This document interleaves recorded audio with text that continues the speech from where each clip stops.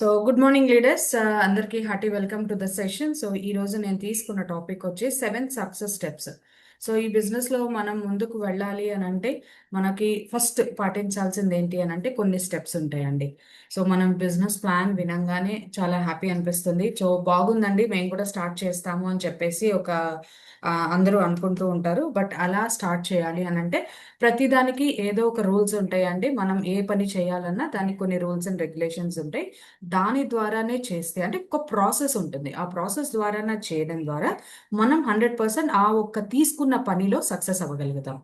Same అలాగేనండి, wastage business అనేది ఒక పెద్ద మహాసముద్రం. సో ఇది చెయ్యాలి అనంటే సింపుల్ గా చేయడానికి ఇది చిన్న చిన్న బిజినెస్ కాదండి. ఇది ఒక వండర్ఫుల్ బిజినెస్. మనం 3 తరాలు అంటే 3 జనరేషన్స్ ని నిలబెట్టబోయే ఒక అద్భుతమైన బిజినెస్. సో ఈ బిజినెస్ చేయాలి అన్నప్పుడు మనం ఎన్ని స్టెప్స్ ఫాలో అవ్వాలి? ఏం అక్కర్లేదు, 7 స్టెప్స్ ఫాలో అవ్వాలి. వీటిని మనం సక్సెస్ స్టెప్స్ అంటాం. అంటే మనం బిజినెస్ స్టార్ట్ చేయాలి అన్నప్పుడు కొన్ని స్టెప్స్ ఫాలో అయితే మనం 100% ఈ బిజినెస్ లో సక్సెస్ అవుతాం. సో ఎలా స్టార్ట్ చేయాలి అని అంటే ఈ బిజినెస్ లో మనం స్టార్ట్ చేయాలి అన్నప్పుడు ఈ 7 సక్సెస్ స్టెప్స్ ని ఫాలో అయితే 100% మనం సక్సెస్ అవుతాం. సో ప్రతి ఒక్కరికి తెలుసండి, ఫస్ట్ స్టెప్ 1 ఏంటి అని అంటే consume the products. So wastage ఉత్పత్తులను ఫస్ట్ ఇక్కడ దొరికే ప్రోడక్ట్స్ ఏవైతే ఉన్నాయో మనకు కావాల్సిన ప్రోడక్ట్స్ ఫస్ట్ మనం వాడుకోవాలి. ఎందుకంటే ప్రోడక్ట్ యొక్క క్వాలిటీ తెలియాలి అని అంటే ఫస్ట్ మనం దాన్ని వాడుకుంటే 100% ఈ ప్రోడక్ట్ ని నలుగురికి చెప్పగలిగే శక్తి అనేది, కాన్ఫిడెన్స్ అనేది మనలో బిల్డ్ అవుతుంది. ఫస్ట్ ఇతరులకి చెప్పే ముందు, చూపించే ముందు మనం వాడితేనే ఒక మంచి ఉదాహరణగా ఉంటాం. ఎస్ అండి. సో ఈ రోజున మనం ఏ ప్రోడక్ట్ గురించైనా కాన్ఫిడెంట్ గా చెప్పాలి అని అంటే ఇప్పుడు ప్రతిరోజు మనం మార్నింగ్ సెషన్స్ చేస్తున్నప్పుడు మనము ప్రోడక్ట్ గురించి ఎంత కాన్ఫిడెంట్ గా మనం చెప్తున్నాం, అలా నాలెడ్జ్ రావాలి, అలా కాన్ఫిడెన్స్ రావాలి అని అంటే ఫస్ట్ ఈ యొక్క ప్రోడక్ట్స్, ఇక్కడ ఏవైతే ప్రోడక్ట్స్ ఉన్నాయో ఇవి ఫస్ట్ మనం వాడితేనే మన ప్రోడక్ట్ లో ఒక క్వాలిటీ తెలుస్తుంది నలుగురికి. అంటే ఎదుర్కొండా వాళ్ళకి ఎక్స్ప్లెయిన్ చేయాలి అంటే కాన్ఫిడెన్స్ కూడా వస్తుంది. సో ఏదైనా ప్రోడక్ట్ గురించి, ఫర్ ఎగ్జాంపుల్ ఇక్కడ సప్లిమెంట్స్ దొరుకుతాయి. సో ఈ సప్లిమెంట్స్ నేను వాడానండి, చాలా అద్భుతమైన రిజల్ట్ వచ్చింది అనేసి మనం వాడితేనే మనం కాన్ఫిడెంట్ గా చెప్పగలుగుతాం. సో ఇలాగా మనం ఒక ఎగ్జాంపుల్ గా ఉంటాం ఎప్పుడైతే మనం ఫస్ట్ కన్జ్యూమ్ ద ప్రోడక్ట్స్ ని కన్జ్యూమ్ చేయడం ద్వారా. నెక్స్ట్ చూసుకున్నట్లయితే చూడండి, ఉత్పత్తులను మనం వాడకుండా ఇతరులకు విక్రయించాలేమో అని అనుకుంటారు చాలా మంది. ఇక్కడ నేను ఫస్ట్ చెప్పంగానే ఈ ప్రోడక్ట్స్ నేను అమ్మాలా, సో నేను ఇది నలుగురికి ఎంతమందికి అమ్మితే నాకు ఎంత కమిషన్ వస్తుంది, సో ఇలాంటి ఆలోచనలు ఉంటాయి. బట్ ఇలాంటి ఆలోచనలో ఉన్న వాళ్ళు ఈ బిజినెస్ లో ఎక్కువ రోజులు ఉండలేరు. కొంతమంది వస్తారు ప్రోడక్ట్స్ వాడకుండానే, సరే చేసేద్దాం అంటారు, మనతో అసోసియేట్ అవుతారు, స్టార్ట్ చేస్తారు, ప్రోడక్ట్స్ తీసుకుంటారు, ఒక 100 PV 200 PV ప్రోడక్ట్స్ తీసుకొని దాన్ని సేల్ చేయడానికి స్టార్ట్ చేస్తారు. ఇది గుర్తుపెట్టుకోండి, మనకి ఇది ఒక సెల్లింగ్ బిజినెస్ కాదు, ఇది షేరింగ్ బిజినెస్. ఫస్ట్ మనం ప్రోడక్ట్స్ వాడితేనే నలుగురికి షేర్ చేయగలుగుతాం, వాడిన తర్వాతనే మనం ఈ బిజినెస్ అనేది స్టార్ట్ చేయగలుగుతాం. ఇది అమ్మే బిజినెస్ అయితే కాదు. చాలా మందికి ఇలాగే ప్రోడక్ట్స్ తీసుకొని దాన్ని అమ్మేస్తూ ఉంటారు. సో ఇలా అమ్మే వాళ్ళు, ఇలాంటి మైండ్ సెట్ ఉన్న వాళ్ళు ఈ బిజినెస్ లో ఎక్కువ రోజులు ఉండలేరు. నెక్స్ట్ చూసుకున్నట్టయితే స్టెప్ 2 ఏంటండి? షేర్. సో షేర్ అంటే ఏంటంటే వాడిన తర్వాత మీరు మీ ఉత్పత్తుల గురించి ఎంత ఎక్కువగా మాట్లాడితే అంత ఎక్కువ మంది కస్టమర్లను కలిగి ఉంటారు. ఈ బిజినెస్ లో మనం ప్రోడక్ట్ వాడతాం, ఇందాక నేను చెప్పాను కదా, వాడిన తర్వాత నలుగురికి చెప్పాలి అని అంటే ఒక కాన్ఫిడెన్స్ అనేది రావాలి. సో ఆ కాన్ఫిడెన్స్ ఎప్పుడు వస్తుంది? 100% మనం ఒక ప్రోడక్ట్ యూజర్ గా ఉంటేనే మనము ఈ యొక్క బిజినెస్ ని, ఈ యొక్క ప్రోడక్ట్స్ ని మనం నలుగురికి షేర్ చేయగలుగుతాం. సో ప్రతి ఒక్కళ్ళు గుర్తుపెట్టుకోవాలండి, ఫస్ట్ స్టెప్ దీన్ని కన్జ్యూమ్ చేయాలి, ప్రోడక్ట్స్ ని కన్జ్యూమ్ చేయాలి, తర్వాత షేర్ చేయాలి. ఏం షేర్ చేయాలి? ఈ ప్రోడక్ట్ లో బాగుందండి, ప్రోడక్ట్ క్వాలిటీ ఇలా ఉంది, సో ఇది వాడడం వల్ల నాకు ఈ రిజల్ట్ వచ్చింది, సో ఇలా ఉన్నాయి అని చెప్పి ఆ ఒక ఫీల్ ని మనం షేర్ చేయగలగాలి. ఓకే, చూడండి, మనం డాక్టర్లకు కాదు, ఒకటి మాత్రం గుర్తుపెట్టుకోండి, మనం సప్లిమెంట్స్ ఇచ్చేటప్పుడు మనం ఒక హెల్త్ అడ్వైజర్స్. చూడండి, మనకి కంపెనీ వాళ్ళు మనకి ఒక అద్భుతమైన నాలెడ్జ్ అనేది ఇస్తారు సప్లిమెంట్స్ మీద.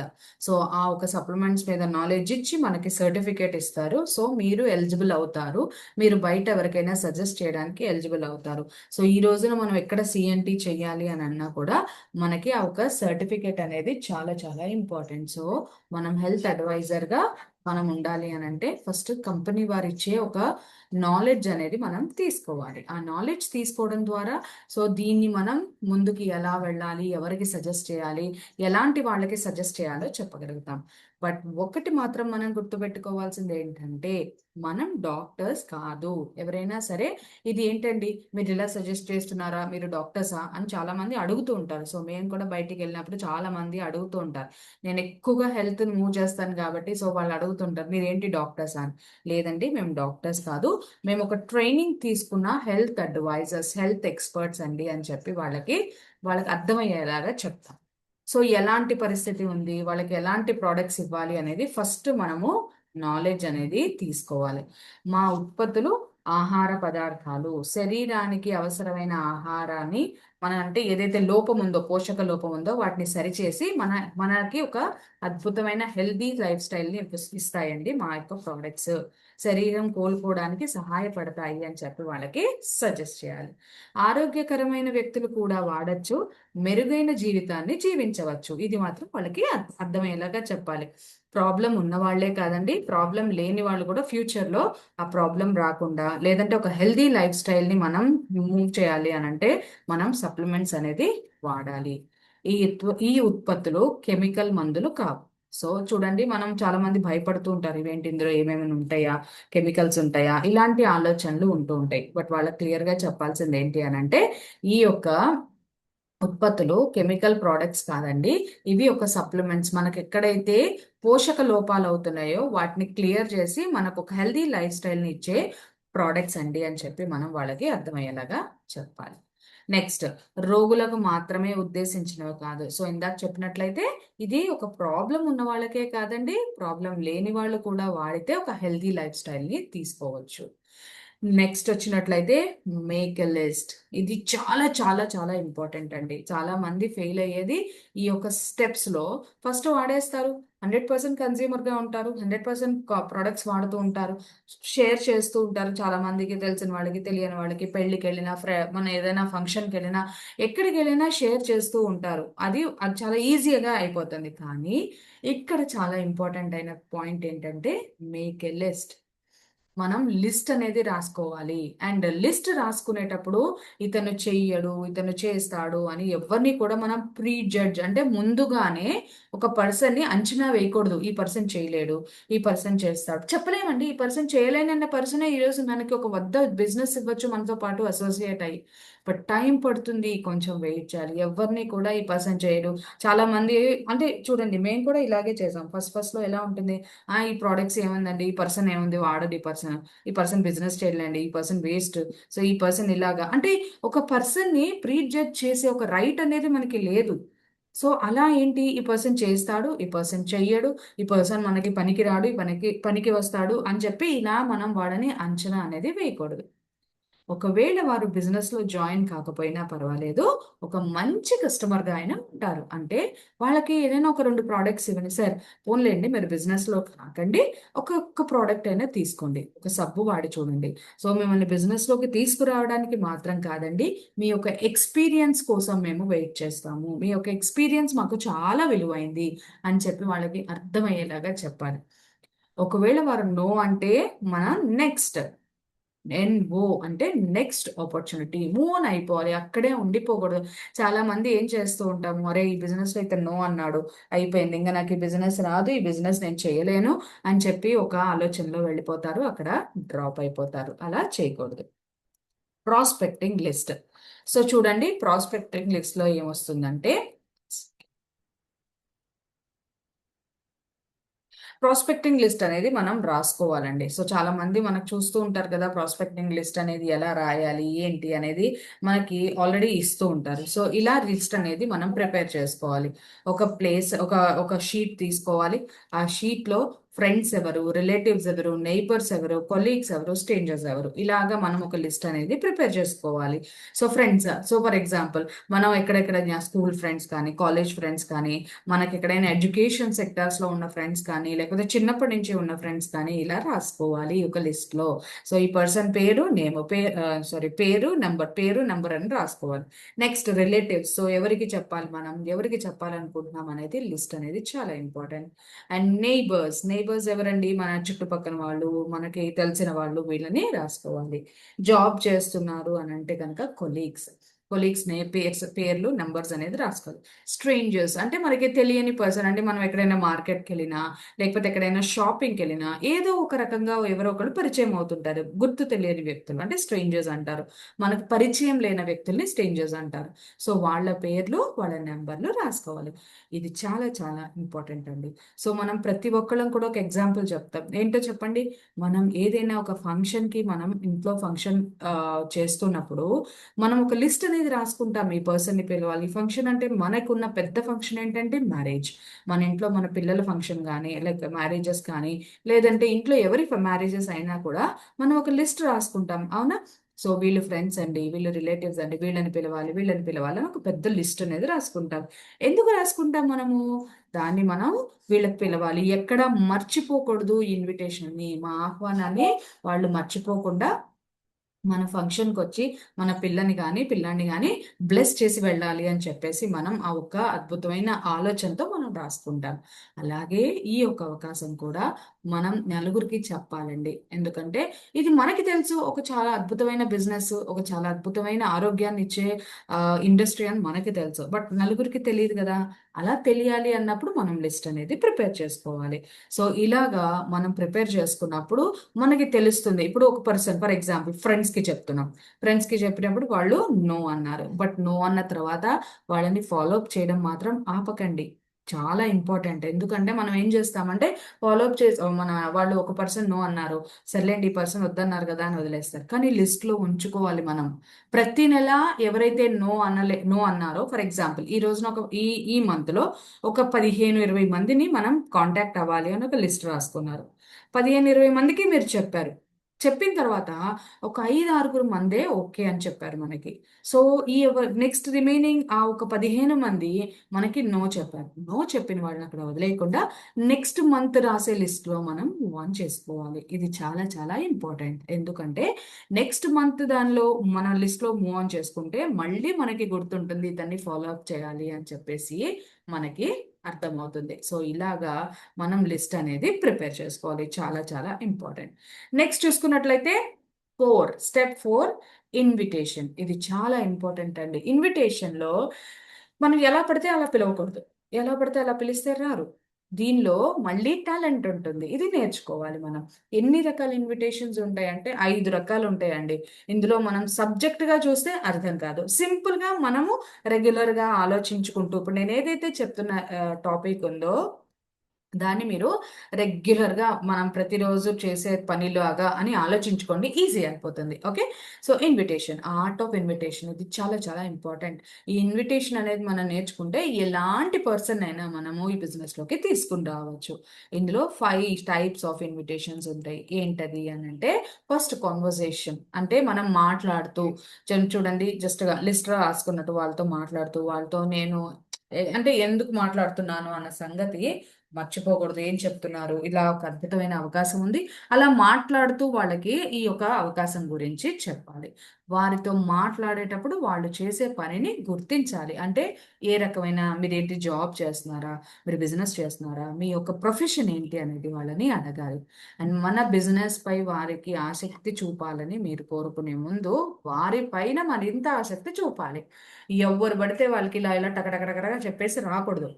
మనం ఫస్ట్ వాళ్ళని అబ్జర్వ్ చేయాలి. వాళ్ళు ఏంటి, దేని గురించి వాళ్ళు ఆలోచిస్తున్నారు. మనం జనరల్గా ఎలా ఉన్నారు, బాగున్నారా, ఎలా ఉంది జాబ్, ఎలా ఉంది ఇంట్లో వాళ్ళందరూ, ఇలా అడిగి తర్వాత ఎలా ఉందండి మీ జాబ్లో, ఎలా ఉంది సిట్యువేషన్, ఫైనాన్షియల్ సిట్యువేషన్ ఎలా ఉంది. సో ఇలా వాళ్ళని గమనించి వాళ్ళని మాట్లాడేలాగా చెయ్యాలి. అంతేగాని మనం మన బిజినెస్ ఏదో ఉంది వాళ్ళకి చెప్పేయాలి అని చెప్పి ఫస్ట్ మనం ఆలోచనతో వెళ్తాం. కానీ ఎదురుకుండా వాళ్ళని అబ్జర్వ్ చేసి దాన్ని బట్టి మనం బిజినెస్ గురించి చెప్పాలి. చాలా చాలా ఇంపార్టెంట్. Next complement. కాంప్లిమెంట్ జెన్యూన్‌గా ఒక పర్సన్‌తో మాట్లాడేటప్పుడు వాళ్ళని కాంప్లిమెంట్ ఇవ్వండి. యెస్ అండి. ఫర్ ఎగ్జాంపుల్ ఇప్పుడు నేను మాట్లాడుతూ ఉంటా. మేడం మీరు నిజంగా చాలా అద్భుతంగా మాట్లాడుతూ ఉంటారు. మీరు చాలా అంటే చాలా అంటే నలుగురితో కలిసిపోయి మాట్లాడుతూ ఉంటారు. సో, ఇలా కాంప్లిమెంట్స్ ఉంటాయి. బట్ ఇవి జెన్యూన్‌గా ఉండాలండి. మీరు సూపర్ అండి. మీరు అలా అండి, ఇలా అండి అని చెప్పి ఒక ఫేక్ కాంప్లిమెంట్స్ అనేది మనం వాళ్ళకి ఇవ్వకూడదు. వాళ్ళని ఖచ్చితంగా మనస్ఫూర్తిగా అభినందించండి వాళ్ళని. వాళ్ళు మీకు నచ్చకపోయినా సరే ఒక పర్సన్‌కి మనం చెప్పేటప్పుడు వాళ్ళని ఒక జెన్యూన్ కాంప్లిమెంట్ అనేది వాళ్ళకి ఇవ్వండి మాటల్లో. ఇదొక రకమైన ఆర్ట్ ఆఫ్ ఇన్విటేషన్. సో, ఎలా ఉన్నారండి? బాగున్నారా? సో, నిజంగానండి మీరు ఇంత అంటే ఒక పర్సన్ హౌస్ వైఫ్ ఉంది. సారీ ఒక లేడీ ఉంది. లేడీ వర్కింగ్ వుమన్ ఉంది. నిజంగా వాళ్ళకెలా ఇవ్వాలి? నిజంగా మీరు గ్రేట్ అండి. బయటికెళ్తూ, జాబ్ చేసుకుంటూ, ఇంటిని చూసుకుంటూ, పిల్లల్ని చూసుకుంటూ నిజంగా చాలా గ్రేట్ అండి. ఎందుకంటే చాలా మంది లేడీస్ కూడా ఇలాగే ఉంటారండి. కానీ కొంతమందికి టాలెంట్ ఉన్నా కూడా అవకాశం లేక బయటికి వెళ్ళలేకపోతున్నారు. బట్ నిజంగా మీరు గ్రేట్ అండి. ఇలాగా వాళ్ళకొక జెన్యూన్ కాంప్లిమెంట్ అనేది ఇవ్వాలి. లేడీస్ అయితే లేడీసే, జెంట్స్ అయితే జెంట్స్. అప్పుడు మీ పట్ల వాళ్ళకి ఏమవుతుంది? ఒక ఇంప్రెషన్ వస్తుంది. యెస్. ఇతను అంటే ఎవ్వరైనా పొగడ్తలకి పడిపోయిన వాళ్ళు ఎవ్వరు లేరండి. అలాంటిది ఒక జెన్యూన్‌గా ఇవ్వండి. మనస్ఫూర్తిగా వాళ్ళు మీతో మాట్లాడతారు. మనం గుర్తుపెట్టుకోవాలి అంటే పొగడ్తలు అందరూ ఇష్టపడతారు. కానీ దాన్ని పర్ఫెక్ట్‌గా, కరెక్ట్‌గా, జెన్యూన్‌గా ఇస్తే 100% ఎదురకుండా వాళ్ళు మనకి ఇంట్రెస్ట్ చూపిస్తారు. వారిని పొగిడే ముందు వారిలో గానీ, వారు చేస్తున్న పనిలో గానీ నిజాన్ని పొగడాలి. యెస్. సో, జెన్యూన్‌గా ఉండే కామెంట్స్ అనేది వాళ్ళకి ఇవ్వాలి. క్యూరియాసిటీ. ఒక రకమైన క్యూరియాసిటీ పెంచాలి. వాళ్ళంతటగా వాళ్ళు అడిగేలాగా మనము క్రియేట్ చేయాలి. అతనిని మన బిజినెస్‌కి వచ్చేలాగా ఉత్సాహాన్ని కలిగించాలి. అంతేగాని మీరొచ్చి సూపర్ ఉందండి ఫోను చేసేస్తారు. ఇట్లా ఒక అద్భుతమైన బిజినెస్ ఉందండి. మీరొచ్చేసేయండి మనం చేసేద్దాం. కాదు. వాళ్ళకి ఫోను చేసి ఫర్ ఎగ్జాంపుల్ హలో మేడం నేను సో అండ్ సో మనం ఫ్రెండ్స్ అయితే ఫ్రెండ్స్, కొలీగ్స్ అయితే కొలీగ్స్ ఎలా బాగున్నారా? ఇవన్నీ అడిగి సో, ఎలా ఉన్నారు? మీరేం చేస్తున్నారు? యాక్చువల్‌గా ఒక అద్భుతమైన బిజినెస్ ఉందండి. నేను స్టార్ట్ చేశాను. సో, నిజంగా చాలా హ్యాపీగా ఉన్నాను అది స్టార్ట్ చేసిన తర్వాత. చాలా హెల్తీగా ఉన్నానండి. నాకున్న ప్రాబ్లమ్స్ అన్నీ క్లియర్ అయినాయి హెల్త్ పరంగా. సో, మనం అప్పుడు మాట్లాడుకుంటుండే గదా! ఇట్లాంటి ప్రాబ్లమ్స్ అన్నీ మనం ఫేస్ చేస్తున్నాను. డాక్టర్స్ దగ్గరికి వెళ్తున్నాను తగ్గట్లేదు. బట్ ఈ రోజున నేను ఆ వాడే ప్రొడక్ట్స్ వల్ల చాలా అద్భుతమైన రిజల్ట్ ఉందండి. సో, నిజంగా అది అది అలాగా మీరు వాళ్ళకి ఒక క్యూరియాసిటీ అని పెంచాలి. అవతల పర్సన్ ఏంటి? అరే! ఇన్ని రోజుల నుంచి సఫర్ అవుతున్న పర్సన్ ఈరోజు తగ్గిందంటే ఏంటిది? ఏం వాడుతోంది? అసలు ఏం చేస్తోంది? లైఫ్ స్టైల్ బావుందంటోంది. మనీ బావుందంటోంది. ఏంటి చేస్తున్నారని చెప్పి ఒక క్యూరియాసిటీ పెంచాలి. కొంతేంటంటే డైరెక్ట్ అప్రోచ్. మనం చెప్పే వెంటనే కొంతమంది ఓకే. చెప్తే వింటారు అన్న వాళ్ళకి ఈ అవకాశం డైరెక్ట్‌గా చెప్పేయొచ్చు. ఫ్రెండ్స్ బాగా క్లోజ్ ఫ్రెండ్స్ ఉంటారు. కొంతమంది చేస్తారు. కొంతమంది చేయరు. బట్ అలా చేసే వాళ్ళకి మనకు తెలుస్తుంది. ఈ పర్సన్ మనతో ఫ్రీగా మూవ్ అవుతారు. మనం చెప్పేది అర్థం చేసుకుంటారు అన్న వాళ్ళకి డైరెక్ట్ అప్రోచ్ అంటారు. అండ్ లొకేషన్ అప్రోచ్ తెలియని అడ్రెస్ తెలుసుకునేటప్పుడు వారికి మన బిజినెస్ గురించి తెలియజేయడం. ఫర్ ఎగ్జాంపుల్ మనకిప్పుడు రంజిత్ సార్ చెప్తుంటారు. బయటికి వెళ్ళినప్పుడు మన యొక్క కార్డ్ ఇచ్చి వాళ్ళకి ఇలా సో అండ్ సో అడ్రెస్ అడుగుతూ వాళ్ళకేం చెప్పాలి? థాంక్ యూ అండి. Thank you so much. నిజంగా మీకు ఒక మంచి హెల్పింగ్ నేచర్ ఉంది. సో, ఇలా ఫలానా ప్లేస్‌లో నాకిలా ఒక అవకాశం గురించి చెప్తున్నారు. సో, మీకు కూడా ఒకవేళ ఎవరికైనా నలుగురికి సహాయం చేయాలి అనుకున్నప్పుడు మీరు వాళ్ళకి మీరొచ్చి వింటే గనక మీకు తెలుస్తది. మీకు నచ్చిందనుకోండి నలుగురికి ఈ అవకాశం ఇవ్వండి అని చెప్పి వాళ్ళకి ఒక ఒక ఒక క్యూరియాసిటీ అనేది పెంచాలి. Opinion approach. కొంతమంది చూడండి నేను చాలా వరకు కొత్తగా జాయిన్ అయిన వాళ్ళకి ఇదే చెప్తుంటాను. ఒపీనియన్ అప్రోచ్‌ని ఎక్కువ చేయమంటాను. ఎందుకంటే చాలా మందికి డైరెక్ట్‌గా చెప్పేస్తే అర్థం కాదు. ఇట్లా నేనొక బిజినెస్ స్టార్ట్ చేశాను. ఒక మీటింగ్ వెళ్ళాను. ఒక బిజినెస్ స్టార్ట్ చేశాను. బావుందనిపిస్తోంది. ఇంకా కంప్లీట్‌గా నాకు అర్థం కాలేదు. ఈ అవకాశాన్ని నువ్వు కూడా విన్నావనుకో, సో, ఇది నీకు నచ్చిందనుకో ఇద్దరం కలిసి చేసుకోవచ్చు. లేదంటే నువ్వు నాకు సలహా ఇవ్వచ్చు అని చెప్పి వాళ్ళకి ఒక ఒపీనియన్ అంటే ఒక సలహా తీసుకుంటున్నట్టుగా తీసుకుంటూ, మనం వాళ్ళలో క్యూరియాసిటీ పెంచుతూ ఈ అవకాశాన్ని వాళ్ళకి చెప్తున్నాం. Next control.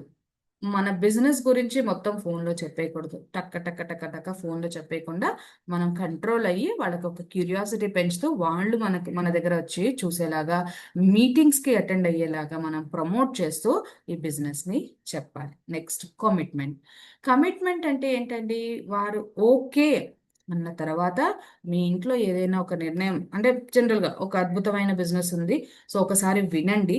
సో, వింటే మీకు కూడా బాగుంటుంది, మీకు కూడా ఉపయోగపడుతుందని నేను అనుకుంటున్నాను. సో వాళ్ళు ఓకే అన్నారు అనుకుందాం. మీ ఇంట్లో ఏదైనా కొత్త నిర్ణయం తీసుకోవాలనుకుంటే సొంతంగా తీసుకుంటారా, లేదా మీ వారిని కానీ మీ భార్యని కానీ అడిగి తీసుకుంటారా అని చెప్పి వాళ్ళని ఒక లాక్ చేయాలి, వాళ్ళని అడగాలి. వారు ఓకే అన్న తర్వాత మళ్ళీ ఏం చేస్తారు, ఓకే అండి అన్న అనుకోండి, అన్న తర్వాత సమయానికి 5 నిమిషాల ముందుగా మనం వెళ్ళాలి. పర్టికులర్గా కమిట్మెంట్తో వెళ్ళాలండి. మనం ఒక పర్సన్ ఓకే అన్నారు, ఓకే అండి చెప్పండి, మీరు ఇలా పలానా ప్లేస్కి వచ్చి చెప్పండి అన్నాడు, ఓకే అన్న తర్వాత కమిట్మెంట్గా వాళ్ళకంటే ముందు ఒక 5 నిమిషాల ముందే వెళ్ళాలి. అంతేగాని వాళ్ళు ఒక 10 గంటలకి టైం వేస్తే మనం 10:30కో 10:15కో అలా వెళ్ళకూడదు.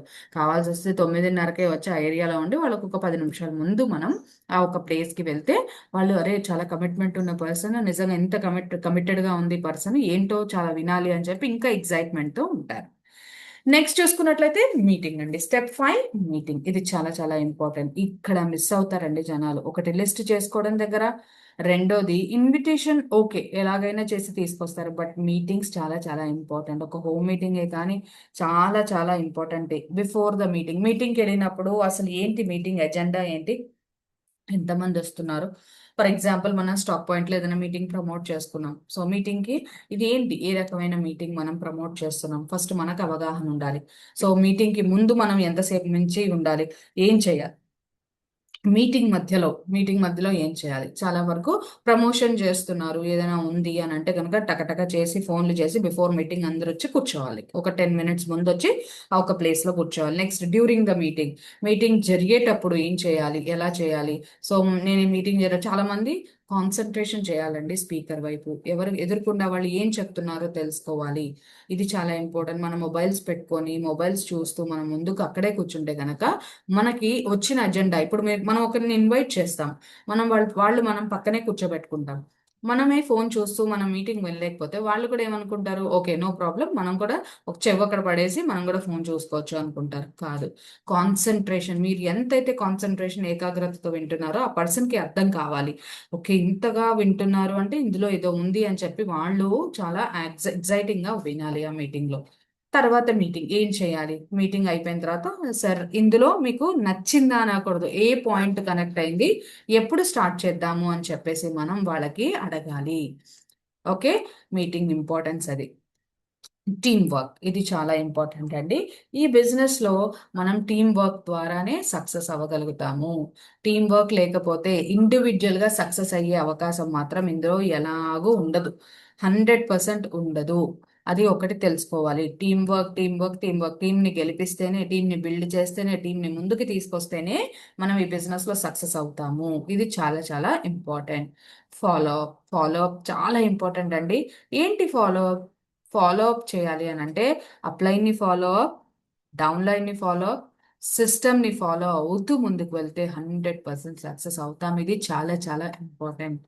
ఈ బిజినెస్లో మీరు ఎలా సక్సెస్ అయ్యారంటే సిస్టమ్ని ఫాలో అయ్యాము అంటే ఏంటిదండి, use the product, share the product, make a list, invitation, home meetings, team work and follow.